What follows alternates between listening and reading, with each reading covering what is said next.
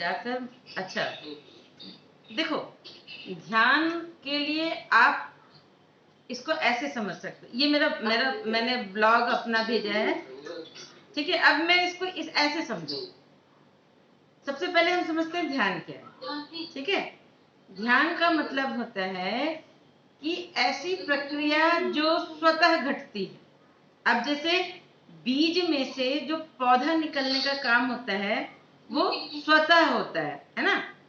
उसको आप अपनी मर्जी से नहीं निकाल सकते, लेकिन आप क्या करते हो, आप क्या क्या कर सकते हो, आप खेत की तैयारी कर सकते हो और आप उसमें क्या कहते हैं अच्छा खाद पानी डाल सकते हो, बीज डाल सकते हो और उसके बाद आप उसको छोड़ दोगे। उसके बाद वो जो ध्यान घटेगा वो अपने आप होगा। तो जो खेती होती है उसमें आप साउंड सिस्टम भी यूज कर सकते हैं। अगर आप अच्छे म्यूजिक किसी भी खेत में देते हैं, सुनाते हैं, तो उस खेती की पैदावार जो होती है ना वो बढ़ जाती है ना। इसी तरह ध्यान करने के लिए आप किसी हेल्पिंग टूल के रूप में आप म्यूजिक का सहारा ले सकते हैं, आप फ्रेग्रेंस का सहारा ले सकते हैं। यानी जो ध्यान की पूर्व स्थिति है, यानी धारणा, धारणा के समय आप सारी हेल्प ले सकते हैं। दूध में दही डाल के आपको छोड़ना ही है। अब दही में अगर आप अच्छी तरंगों का इस्तेमाल करते हैं, कुछ म्यूजिक होते हैं जिससे अगर आप प्ले कर दें तो दही की स्वाद और गुणवत्ता बढ़ जाती है। वैसे ही ध्यान करते समय कुछ बीटा वेव्स होती हैं, कुछ डेल्टा वेव्स होती हैं, उनको उनके म्यूजिक अगर आप चलाते हैं तब आपको ध्यान में फायदा होगा। लेकिन अगर लोग कहते हैं ना कि हम ध्यान कर रहे हैं कोई और म्यूजिक, तो भाई ध्यान के समय सभी म्यूजिक काम में नहीं आते। और ध्यान करते समय आपको कुछ नहीं करना होता है, कोई भी प्रक्रिया आपसे नहीं होनी चाहिए। ध्यान अक्रिया है, कोई क्रिया नहीं है। ध्यान से पहले की जो प्रोसेस है उसको आप कह सकते हो कि वो प्री प्रोसेस जो है वो तो क्रिया है। जैसे आपने कमर सीधी की, दोनों हाथ गोदी में रखे, आंखें बंद करी और अपने ध्यान युक्त अपने माहौल बनाए। जैसे आप नए हैं तो आपने अच्छी फ्रेग्रेंस डाल दी, कुछ अच्छा साउंड म्यूजिक लगा दिया जो अच्छी वेव्स जनरेट करे। तो आपने ध्यान के घटित होने के लिए पूर्व योजना जो बनाई, धारणा के समय जो कार्य किया वो तो क्रिया है, दैट इज फाइन। बट ध्यान के घटने का जो कार्य होगा वो तो भाई स्वतः होगा। जैसे दूध से दही जमने की जो प्रक्रिया है उसमें आप हस्तक्षेप नहीं कर सकते, लेकिन शुरू में दूध में दही डालने का काम तो आपको करना ही पड़ेगा। बीज से पौधा निकालने में आप कुछ नहीं कर सकते, लेकिन जमीन में बीज बोने की काम तो आपको करना पड़ेगा। तो ध्यान तो क्रिया नहीं है, ध्यान क्रिया नहीं है। और ध्यान का जो फल है समाधि, वो भी क्रिया नहीं है, वो उसका फल है, वो उसके आफ्टर प्रोसेस में आएगा। लेकिन ध्यान के पहले की जो धारणा है, जो पूर्व व्यवस्था है, वो तो क्रिया है। उसकी योजना आपको बनानी पड़ेगी, उसमें आप म्यूजिक ले सकते हो। लेकिन अगर आप हिलते डुलते रहोगे, जैसे सपोज मान के चलिए शरीर है, ग्लास आपको दिख रही है, अब मेरा शरीर हिल रहा है, तो क्या इसके अंदर का पानी शांत हो रहा है? नहीं।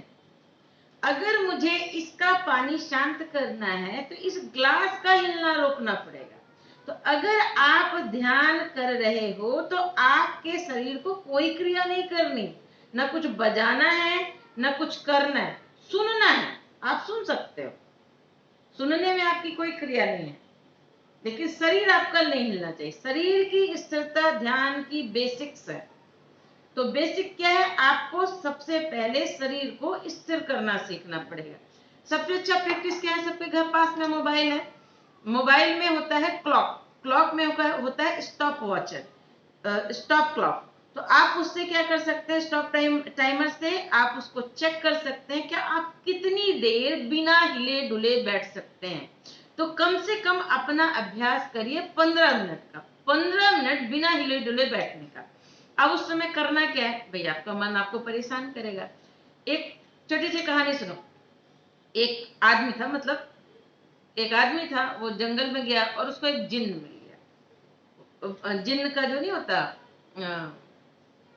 दिया जैसा होता है, उसने उसको रब किया और जिन्न बाहर आ गया। जिन्न ने कहा कि भाई पंडित, जब तक तू मुझे काम देगा तब तक तो तेरी खैर है, लेकिन जैसे तू मुझे काम नहीं देगा मैं तुझे मारकर खा जाऊंगा। पंडित खुश हो गया, गरीब आदमी था, आया गया, पंडिताइन को बताया। पंडितानी ने कहा ठीक है भाई, एक काम करो, अच्छे अच्छे खाना बनाओ। उसने 2 सेकंड में दे दिए। बोले भाई हमारा घर बना दो। उसने 2 सेकंड में कर दिया।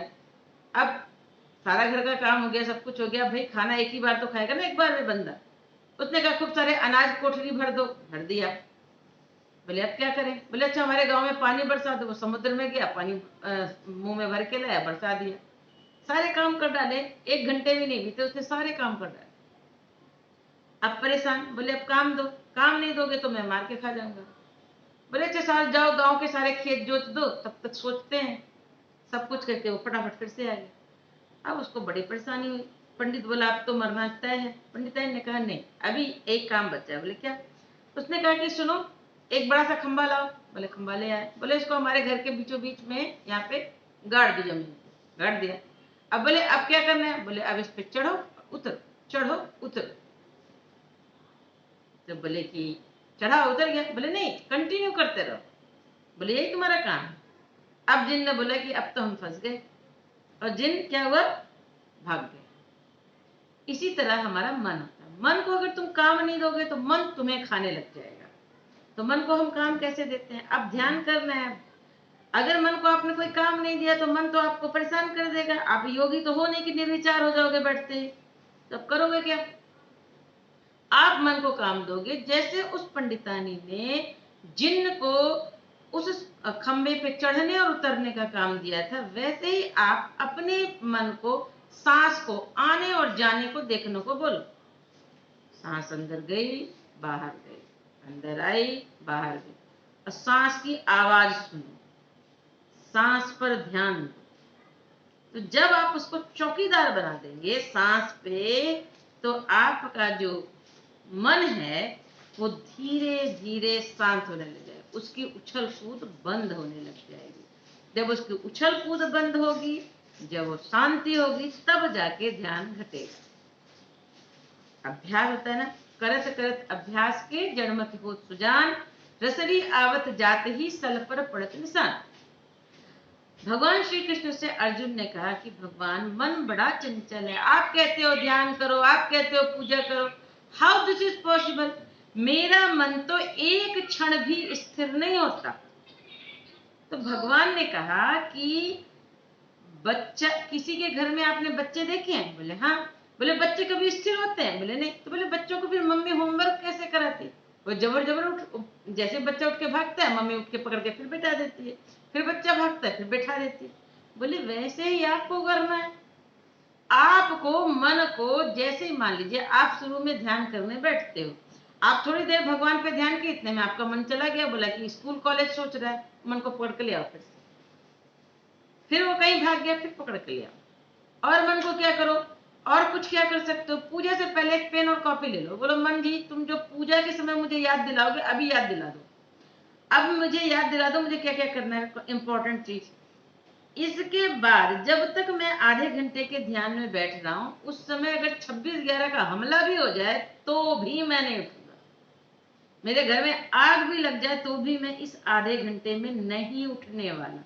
जब आप मन को इस तरह बाध्य कर देंगे, संकल्पों में बांध देंगे, तब मन क्या करेगा? हार जाएगा। आपने नोट कर लिया, सारी चीजें कर ली, फिर मन आपको कुछ दिन बहुत परेशान करेगा, लेकिन जब आप उसके काबू में नहीं आएंगे, फिर यही मन आपका मित्र बन जाएगा और आपको ध्यान करने में मदद करने लग जाएगा। तो आप लोग कंफ्यूज इससे बिल्कुल मत होना कि आप लोगों ने देखोगे बहुत सारे यूट्यूब में बहुत लोग बहुत तरीके के ध्यान बताते हैं। कोई सूर्य का ध्यान बता रहे, कोई चंद्रमा का ध्यान बता रहे, कोई गायत्री माता का ध्यान बता रहे, कोई लक्ष्मी माता का ध्यान बता रहे, बहुत सारे ध्यान है। कोई सुदर्शन क्रिया बता रहा है, कोई सांभवी मुद्रा बता रहा है, बहुत सारे ध्यान, बहुत सारी मुद्राएं। इन सबसे कंफ्यूज होने की जरूरत नहीं है। मेन आपको ये काम करना है कि आपको पहला काम तो आपको स्टेप बाय स्टेप पे चलते हैं, है ना, क्योंकि हम यूथ हैं, हमारा जो मन है इस समय बहुत सारी चीजों को करना चाहता है, बहुत सारी चीजें जानना चाहता है, हमारे अंदर बहुत सारी क्यूरियोसिटी है। तो हमारे मन को इस समय एकदम से बांध देना मुश्किल हो जाएगा। तो हम क्या करेंगे, हम अपने मन को जबरन नहीं बांधेंगे, हम मन को मित्र बनाकर अपने में काबू में करेंगे और अपने अपने हिसाब से उसे चलाएंगे।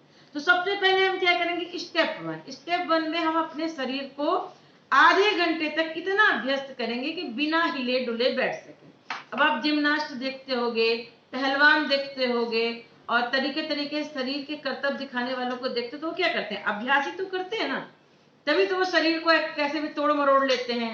लड़की रस्सी पे चल लेती है 2 बांस लेके बैलेंस करके, तो ये सब कैसे करते हैं, अभ्यास से।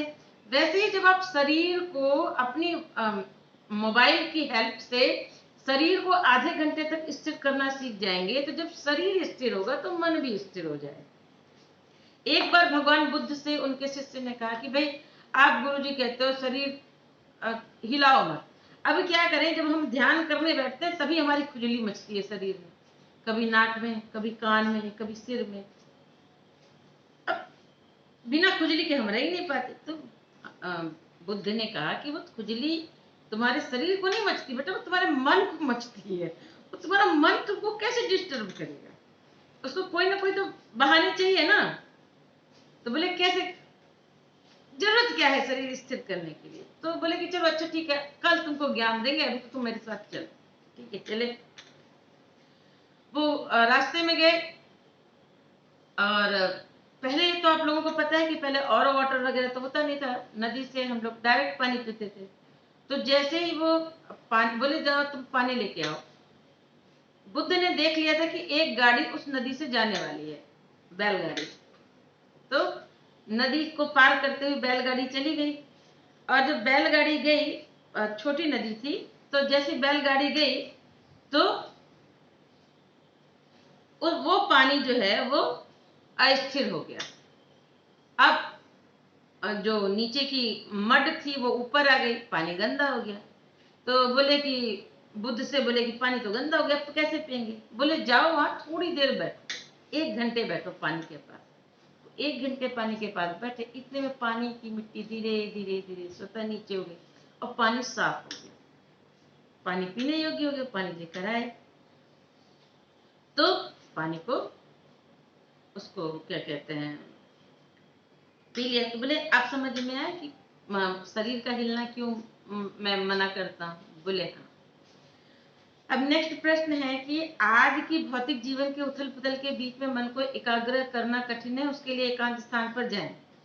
देखो, एकांत स्थान पे जाकर साधना करना ठीक है, मिल जाए तो बेस्ट है, लेकिन एक चीज मुझे बताओ, हम लोग कोई साधु सन्यासी तो है नहीं कि हमें घर गृहस्थी का काम नहीं होगा, हमारे घर में कोई डिस्टर्ब करने वाला नहीं होगा। जैसे मेरा बच्चा है, मेरे तो 11-12 साल का बच्चा है, अब बच्चा भी है डिस्टर्ब करेगा। हाँ बेटा आप क्वेश्चन डालते जाओ, मैं सबके उत्तर देते जाऊंगी। अब बच्चा भी डिस्टर्ब करेगा, मेरे घर में सास ससुर जी आते हैं, उनकी अपनी रिक्वायरमेंट है, टाइम पे मेड आएगी, ड्राइवर आएगी, सबकी अपनी अपनी रिक्वायरमेंट। तो शोर के बीच में ही ध्यान करना है। कैसे ध्यान करना है कि आपने आधे घंटे का टाइम रखा, तो आपको मैनेज करना पड़ेगा। मैनेज कैसे करना पड़ेगा, मैनेज कैसे करेंगे बेटा, अगर आपने मोबाइल में भेजा होगा क्वेश्चन तो मोबाइल में आंसर मिलेगा। अभी वाला क्वेश्चन अगर आप इसमें चैट में भेजेंगे तो मैं इस पे कर दूंगी। ठीक है, तो आपको क्या करना है, हाँ पहले ही चैट में भेजा था बेटा, मैं देख फिर से भेज दो, फिर से भेज दो बेटा प्लीज। ठीक है, तो हम क्या करेंगे कि हम शोर से हम बाहर से ध्यान भीतर की ओर लेके जाएंगे। मैंने क्या कहा, ये अभ्यास से होगा।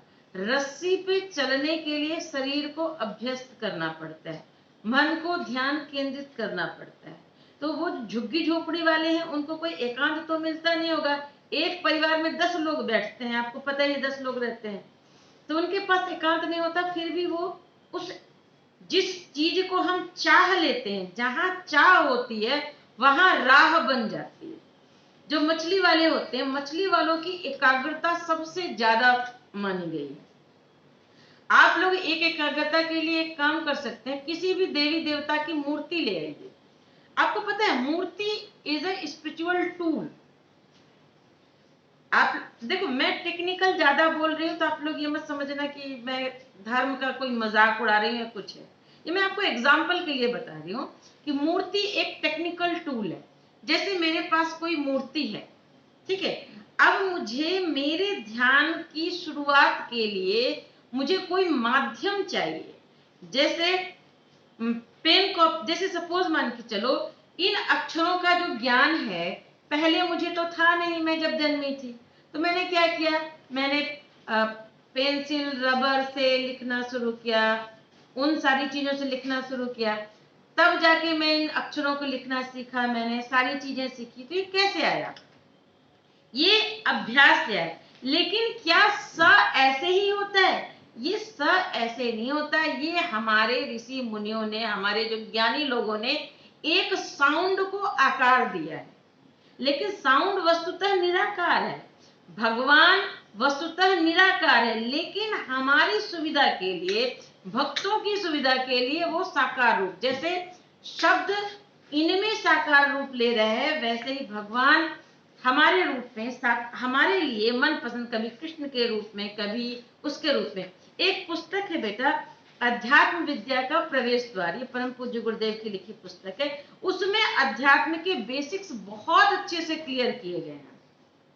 तो उस पुस्तक के हिसाब से हमें क्या करना है कि अपनी इच्छानुरूप, हमें कोई भी, जो भी देवी देवता पसंद है उनकी एक मूर्ति ले लीजिए, अपने दोनों हाथ में ले लीजिए और उन्हें एकाग्रता से देखिए।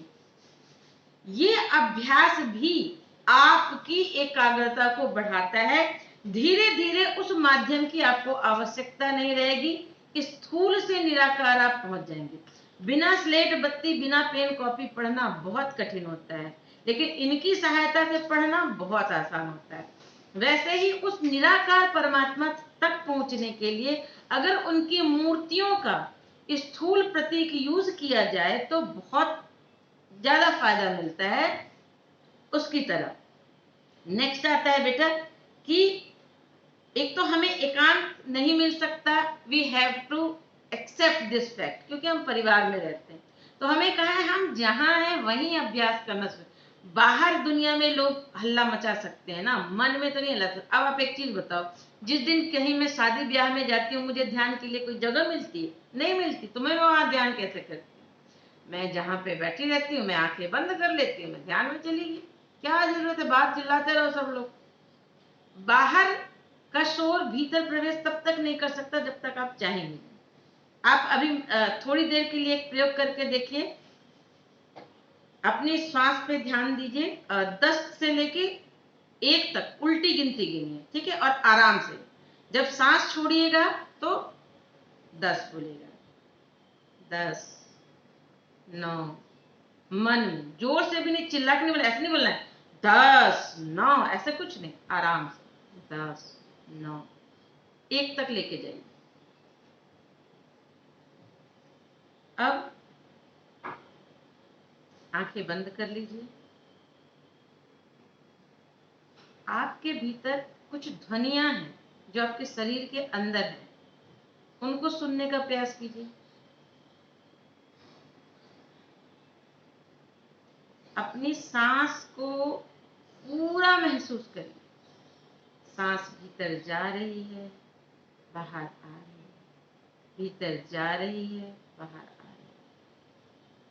किसी को झिंगुर जैसी ध्वनि सुनाई देगी, किसी को घंटियों जैसी सुनाई देगी, कुछ न कुछ सुनाई देगा।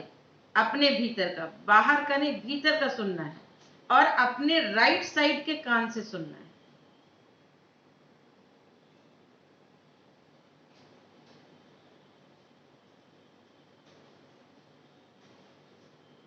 सुनाई दिया?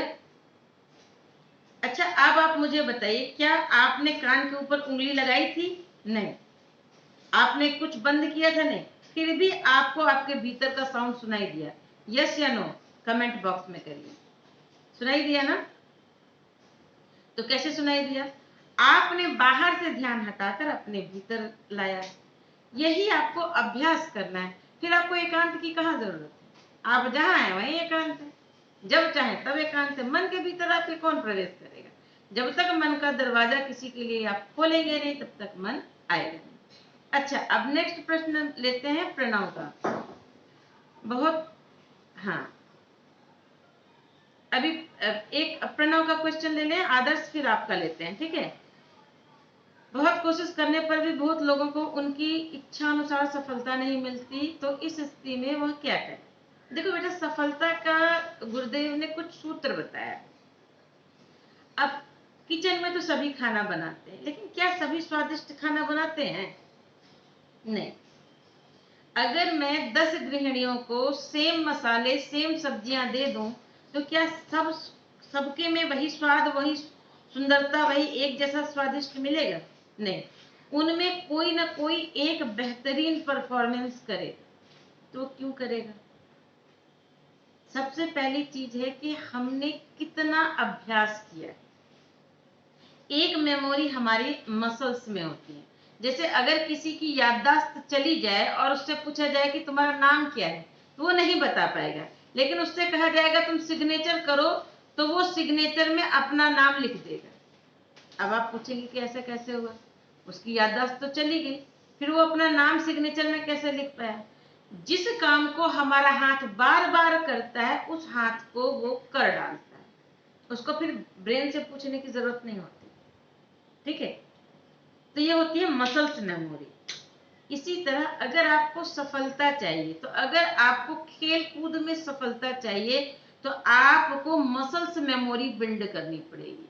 आपको उस खेल का उसका इतना अभ्यास करना पड़ेगा कि वो चीजें आपके ब्रेन से आपकी मसल्स मेमोरी में चली जाए, तो आपको उस क्षेत्र में सफलता मिल जाएगी। जैसे जो एक धावक है, उसका नाम याद नहीं आ रहा, हुसैन बोल्ट ना, वो सबसे कम समय में दौड़ जीतने के लिए सबसे ज्यादा समय तक मेहनत करते हैं। ठीक है? तो जो ये कहता है, गुरुदेव कहते हैं, असफलता यह सिद्ध करती है कि सफलता का प्रयास पूरे मनोयोग, तल्लीनता, तन्मयता से नहीं किया गया। अगर आपने पूरी श्रद्धा, निष्ठा, तल्लीनता से पूरा प्रयास खाना बनाने का अगर आप सीखते हैं, तो ऐसी कोई संभावना नहीं कि आपके खाने में स्वाद न आए। वैसे ही जीवन एक वाद्य यंत्र है। अगर आपने इस वाद्य यंत्र को बजाने में आपने सही मेहनत नहीं की, नहीं सीखा, तो धुन नहीं निकलेगा, वो बेसुरा ही बजेगा। इसमें उस वाद्य यंत्र की कोई गलती नहीं। अब आप लोग कह सकते हैं कि एक म्यूजिक क्लास में 10 बच्चे म्यूजिक सीखने गए हैं, गिटार सीखने गए हैं, लेकिन कुछ को सफलता नहीं मिल रही। तो भाई उसको सफलता क्यों नहीं मिल रही? पहला रीजन, उसका रुचि नहीं है। दूसरा रीजन, वो अभ्यास नहीं कर रहा है। अगर उसकी रुचि भी है और वो अभ्यास लगातार कर रहा है, तो नो डाउट उसको साउंड ऐसा हो ही नहीं सकता कि उसको सही मार्गदर्शन मिले और उसके वाद्य यंत्र से सुंदर ध्वनियां ना निकले। और वो सतत अभ्यास करता गया, तो वो अपने गुरु से भी आगे चला जाएगा। वो नई ध्वनियां, नई चीजें बनाने लग जाएगा। किसी भी संगीत का कोई एक्सपर्टीज का छोर नहीं है। गुरु से भी आगे, महागुरु से भी आगे बढ़ते चले जाओ, कितना भी आगे जा सकते हो। वैसे जीवन की सफलता का कोई छोर नहीं, आप कितना भी सफल होते चले जाओ। एक चीज मुझे बताओ, आसमान में तुम किसको नोटिस करते हो जो सबसे ज्यादा चमकता है? तो अगर किसी को सफलता नहीं मिल रही, तो इसका मतलब उसकी चमक कम है, उसकी मेहनत कम है। 24 घंटे बेटा सबको मिले, किसी के पास एक कंपनी हो या 10 कंपनी हो, 24 घंटे से ज्यादा समय नहीं मिलता उसको संभालने में। जो धीरू भाई अंबानी है या उनके बेटे हैं मुकेश अंबानी हैं, उनके पास क्या 36 घंटे हैं? वही 24 घंटे हैं। नरेंद्र मोदी के पास कितने घंटे हैं? वही 24 घंटे। हम नाम नहीं लेंगे, एक हमारे बड़े राजनेता हैं, उनके सुपुत्र हैं, क्या उनको फैसिलिटी नहीं मिली? क्या उनको सारी चीजें नहीं मिली? फिर उनकी योग्यता पात्रता क्यों नहीं निकली? उन्होंने प्रयास नहीं किया। अगर करत करत अभ्यास के जड़मति हो सुजान, रसरी आवत जाते ही स्थल पर पड़त निशान। अगर जो सच्चे मन से लगातार अभ्यास करेगा, रुचि से करेगा, लगन से करेगा, ऐसा हो ही नहीं सकता उसको अभ्यास न मिले, उसको सफलता न मिले। ठीक है, अब नेक्स्ट आता है हमारा कि सफलता के लिए हमें क्या क्या करना चाहिए। सबसे पहले चीज है तो आप क्या चाहते हैं, अपने दिमाग में क्लियर रोडवे करो। अभी आप लोग कहते हैं ना कि इनको सफलता नहीं मिलती, वो कैसे सफलता नहीं मिलती? जैसे आप बस में बैठते हो तो कंडक्टर आपसे पूछता है ना कि भैया जाना कहाँ है। अगर आप कंडक्टर को नहीं बताएंगे कि हमको कहाँ जाना है, कहीं भी पहुंचा दो, तो कहाँ पहुंचाएगा आपको बताओ? आप बोलेंगे ये बंदा बस पे बैठा था, मंजिल तक नहीं पहुंचा। अरे इसलिए नहीं पहुंचा क्योंकि वो गलत बस में बैठा था, उसको जाना कहाँ था उसको पता नहीं था। अगर उसको जाना पता है, कहाँ जाना है, तो पहुंच जाएगा ना भाई। ठीक है, यानी लक्ष्य क्लियर होना चाहिए। दूसरी चीज है कि बस में तो बैठ गए भैया, पैसे हैं, पैसे नहीं है तो बस वाला उतार देगा। यानी आप जिस जिस लक्ष्य को आप प्राप्त करना चाहते हैं, आप जिस यूनिवर्सिटी में कॉलेज में जाना चाहते हैं, वहां के लिए आपके पास धन भी होना चाहिए, उसमें एडमिशन के लिए योग्यता तो है, धन भी है, धन की भी आवश्यकता है। लक्ष्य के साथ साधन भी जरूरी है, साधन की व्यवस्था आपने कर ली। अब आपकी रेस है लाखों के बीच। आप मेडिकल कॉलेज में प्रवेश किए हो तो जरूरी नहीं कि केवल आप ही हैं, लाखों लोगों के बीच में आपको compete करना है। तो अगर आप टीचर आपको जितना पढ़ाया है और जितना आप घर में पढ़ रहे हैं, सबके बराबर पढ़ रहे हैं, तो आप बेस्ट कैसे होंगे? आपको सफलता कैसे मिलेगी सबसे अच्छी? भाई एक रेस चल रही है, 3 घंटे कोच प्रैक्टिस कराता है, 1 घंटे का होमवर्क देता है, 4 घंटे आप सब दौड़ रहे हैं, 4 घंटे 40 बच्चे रोज दौड़ रहे हैं, तो उनकी तो योग्यता बराबर हुई ना भाई। बेस्ट वो आएगा जो 4 घंटे अपने आप से और दौड़े, मतलब टोटल 8 घंटे की मेहनत करे, तब जाके वो रिकॉर्ड तोड़ेगा। अगर मेहनत, लक्ष्य नहीं पता है, रुचि नहीं है, लगन नहीं है, कोई प्लान नहीं है, कब क्या कैसे क्यों कब तक करना है ये नहीं पता है, तो बेटा सफलता नहीं मिलेगी। सफलता के निश्चित रूल है, जैसे किचन का निश्चित रूल है। आज गृहिणी धारदार चाकू से काम करती है, आग से खेलती है और भोजन पका के निकल आती है। ठीक है, लेकिन जो गृहिणी अकुशल होती है वो उसी आग से जल के उसी चाकू से कट पिट के आती है। तो इसमें उसमें चाकू की गलती है या आग की गलती है? गलती किसकी है? उस गृहिणी की अकुशलता की है, उसके प्रयास की है। इसी तरह तो अगर कोई ये कहता है कि हमें कुछ लोगों को सफलता नहीं मिलती, बेटा तो कुछ लोग सही ढंग से सफलता के लिए प्रयास नहीं करते। ठीक है, अब नेक्स्ट प्रश्न लेते हैं आदर्श का। ये सभी अच्छा होता है, परंतु अचानक एक ऐसा विचार आता है जो हमारे मन को आंदोलित कर देता है। बेटा विचार अचानक नहीं आता, उस विचार का जो ट्रिगर पॉइंट है वो या तो आउटर होगा या तो इनर होगा। यानी आपके घर में अगर चूहा मर गया है तभी गंध आएगी, अगर चूहा नहीं मरा है तो गंध नहीं आएगी। अब आपके सोफा सेट के नीचे मरा है, आप कह रहे हो अचानक गंध आती है हमारे घर में, हवा आती है, वो गंध चूहे से आ रही है। अब चूहा पता करो। जब विचार, जो विचार आंदोलित कर रहा है उस विचार की जड़ तक पहुंचो। अब एक कहानी सुनाते हैं। भगवान तुम लोगों को लेट तो नहीं हो रहा? हम तो 10 से 11 के थे, अभी 12 हो गए। अच्छा, एक कहानी के बाद बाकी क्वेश्चन आप लोग ना व्हाट्सएप कर देना, अगले सैटरडे को फिर हम लोग कर लेंगे, ठीक है? क्योंकि मुझे अब ऑफिस का काम करना पड़ेगा 12 बजे से। आज हमारा वो है शेयर पॉइंट का वर्क भी है, ठीक है? तो हम क्या करते हैं, अचानक नहीं आता बेटा। अब मैं एक कहानी सुनाती हूँ। एक राजकुमार था, वो भगवान बुद्ध से प्रभावित होके राजकुमार बन गया। अब उसके अंदर ही तरंग आ गई कि भाई मैं सारे भिक्षुकों से श्रेष्ठ बन जाऊंगा। तो वो भिक्षुक जो व्रत करते वो उनसे डबल कठिन व्रत करता है। भगवान बुद्ध ने देखा कि हैं ये बंदा तो कुछ ज्यादा ही फास्ट चलने की कोशिश कर रहा है। भगवान बुद्ध ने, वो बहुत अच्छा वो बजाता था, बीड़ा बजाता था। भगवान बुद्ध ने बोला कि भाई तुम वीणा लेकर आओ राजकुमार। तो वो वीणा लेके आया। बोले अच्छा एक चीज बताओ, इस वीणा में अगर हमको ध्वनि बजानी है तो हमें क्या करना पड़ेगा? बोले तार को ढंग से कसना पड़ता है। बोले अगर मैं तार को ढीला छोड़ दूं तो? बोले ध्वनि नहीं निकलेगी। बोले मैं तार को अगर कस दूं तो? बोले तार टूट जाएगा, फिर भी ध्वनि नहीं निकलेगी। बोले वही काम तुम करते हो। हमें सम्यक साधना करनी है, हमें जीवन में संतुलन लाना है। अध्यात्म संतुलन का नाम है। तुम संतुलन के बजाय तुम अपना संतुलन बिगाड़ रहे हो। अधिकता भी किसी चीज की अशोभनीय है, समस्या उत्पन्न करेगी। उस राजकुमार को समझ में आ गया। ठीक है, अब राजकुमार के साथ एक और समस्या थी, वासना की।